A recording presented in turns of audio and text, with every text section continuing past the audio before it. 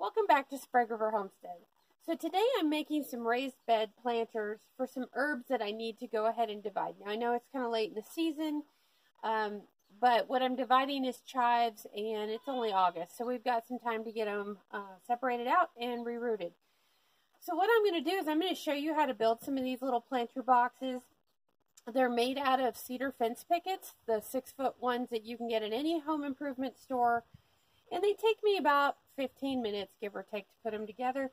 Super easy. The skill level on this is super easy. If you can run a little circular saw, miter saw, whatever you need to chop your boards, and a screw gun, that's about all you need. Okay, so the first thing you're going to need is going to be your picket boards. Now these are 6 inches, so they actually come out to be about a 5.5 inch. Like I said, they're 6 feet long. And how many of these you need to cut and how long you need to cut them is going to kind of depend on the size of your beds. Now I grow my strawberries in some of these that are 3x6 beds. So I cut the end pieces down in half, and of course then I just use the full length boards on the sides. But for this little project, like I said, we're going to use, our beds are going to be 2 foot by 2 foot. I double stack mine to make it a little bit deeper. Part of that is because our soil is really bad here, and I want to give myself as much soil mix as I can get. On top of that, the taller they are, the easier it is to weed eat around them, and you're bending over a little bit less. So you're going to take your 6-foot boards and you're going to cut them basically into 3 pieces, 2 feet each.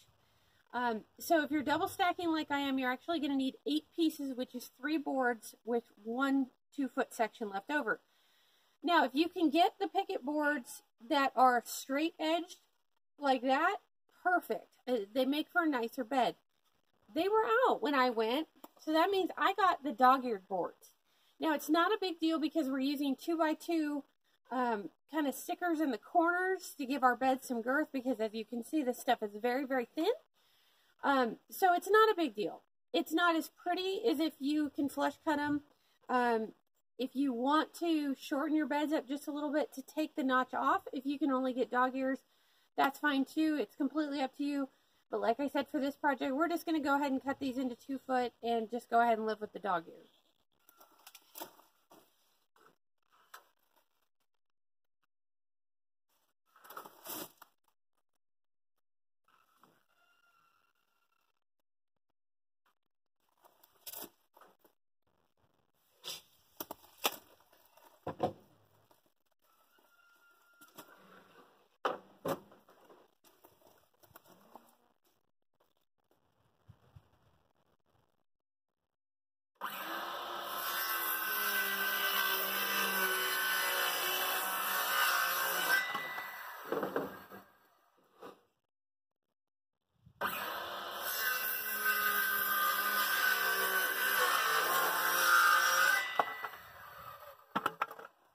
So once we've got our boards all cut, all 8 pieces, we're just going to go ahead and set those aside for a minute. And now we're going to go ahead and cut our corner pieces.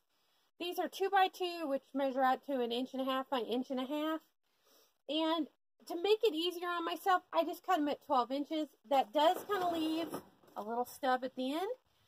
If you don't want that, you can go ahead and measure them. It should come out to about 11 inches, and you can go ahead and flush cut if you want them. I don't worry about it all that much. It divides up a board a little bit easier if you're buying an 8-foot piece, making a couple of these. A 12-inch board means that or a 12-inch piece just means that you don't have a lot of leftover when you're done. Entirely up to you, but like I said, I'm going to go ahead and cut mine at 12 inches, and of course you are going to need 4 of those, so let's go ahead and get those cut.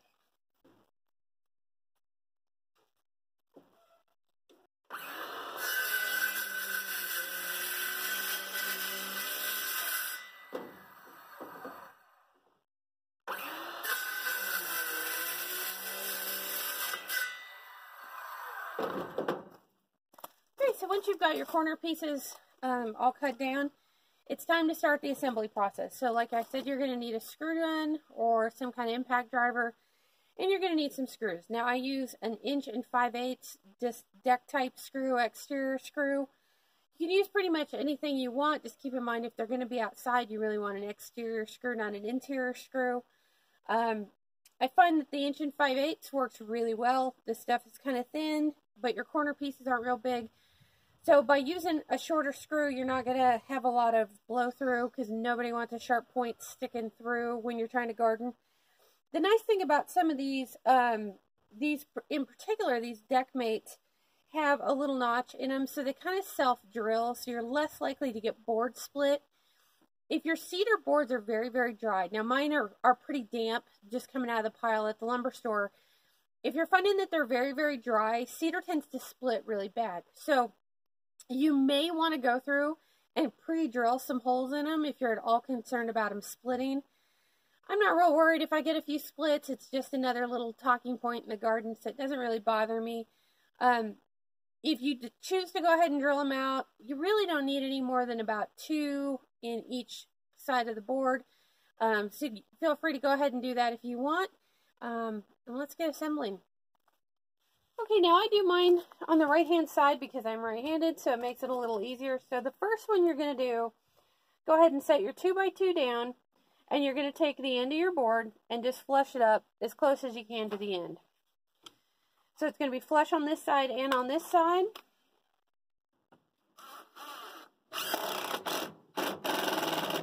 Try not to over drill them. I know it's kind of hard, especially if you've got a real torquey screw gun. And if it kind of moves, just go ahead and adjust it.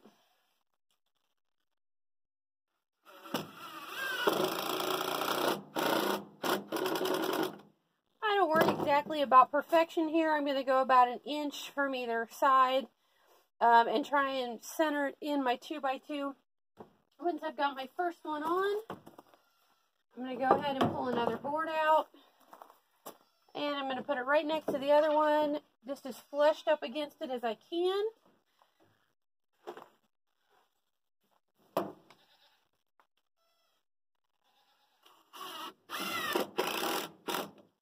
They're a little bit off, don't worry about it. This is kind of a rustic project. You know, you're already using kind of rustic looking boards, so a little bit uneven is not going to hurt anything.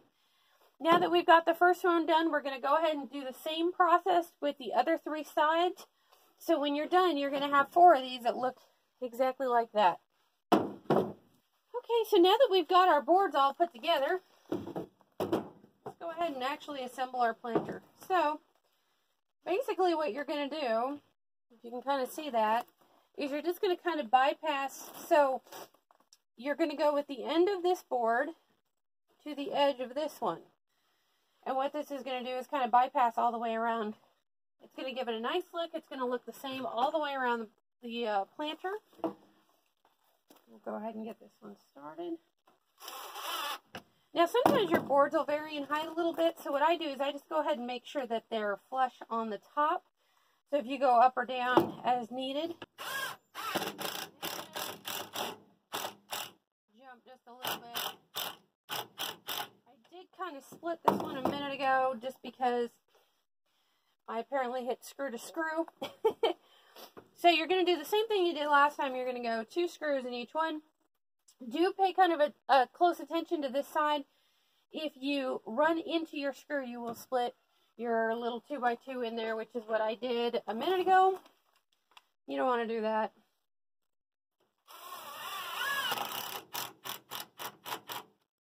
Doesn't hurt it, but it doesn't make it look as pretty either. And again, you might have to flush them out a little bit and adjust.